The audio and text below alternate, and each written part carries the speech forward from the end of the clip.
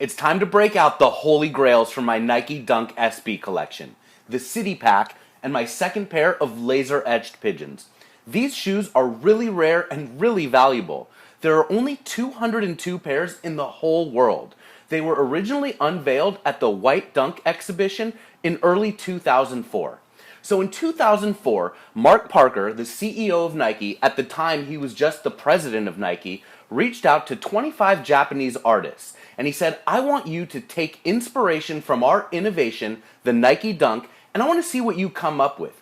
He basically challenged these artists to start with a pair of white-on-white dunks, let their creative juices flow, and see what they came up with.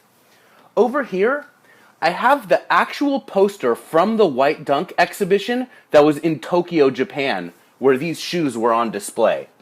The exhibition traveled from Tokyo to London to Paris and then to New York City. And the shoes in front of me represent those 4 cities. Let's get into it and check out the Tokyo. So check out this amazing pair of white-on-white canvas dunks.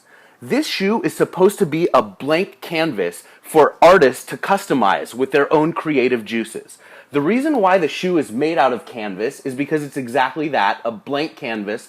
It's all white, actually it's off-white, and if you look at the box, the colorway is described as Muslim. I don't know who at Nike gets to come up with these crazy colorways, but it seems like a pretty fun job. One last thing about this blank canvas, Nike even removed the tag off the tongue that says Nike, and the heel doesn't even say Nike either. So it really truly is a blank canvas, with gum soles, of course. Before I move on to the London, I want to show you a couple of other white dunks that I feel are really blank canvases. Here's a pair of white-on-white Nike sportswear dunks. They're made out of leather, nice white soles. I felt like these shoes deserved to be on display next to the Tokyos and next to these other amazing dunks. And next to those dunks, I had these. Also white on white. This pair is completely seamless. One piece. There's not even a swoosh on the upper of the shoe. So in the fashion of finding a true blank canvas, I went with these as well. Let's move on to the London. Check out this beautiful soft gray suede upper. The reason why Nike chose the color gray for this shoe is because the weather in London is gray, foggy, rainy, so it makes sense that the London Dunk would be gray as well. If you notice, the tag says Nike, unlike the Tokyo, but there's no SB underneath Nike. Early Nike SBs would just say Nike on the tongue and it wouldn't say SB.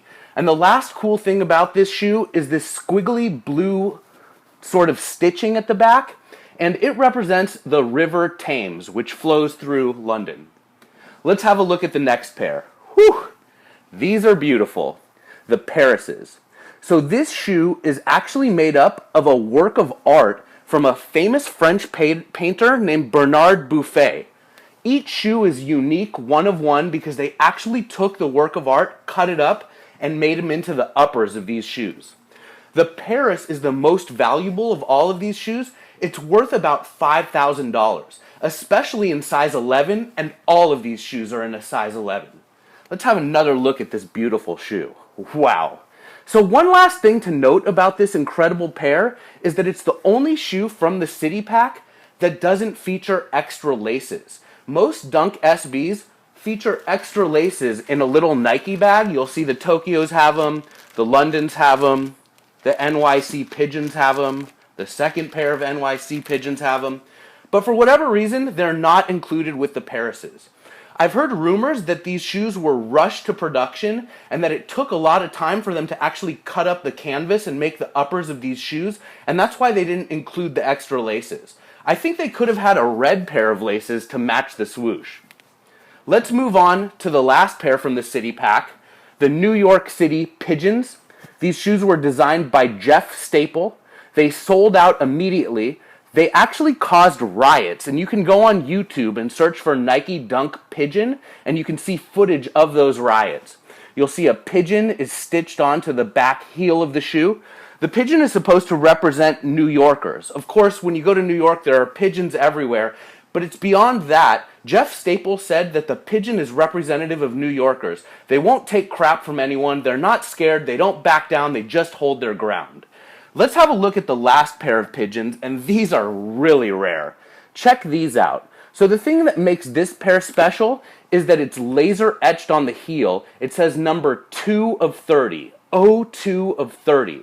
And this was actually one of the pairs that was sold at the Reed Design Space in New York, owned by Jeff Staple, and that's where the riots happened. The left shoe says STPL on the heel, whereas the right shoe said 02 of 30. So these shoes are definitely examples of art and Nike mixed up into one. These shoes were on display in the What the Dunk exhibit of the ShoeZeum. It featured 2 pairs of What the Dunks and all the shoes that make them up.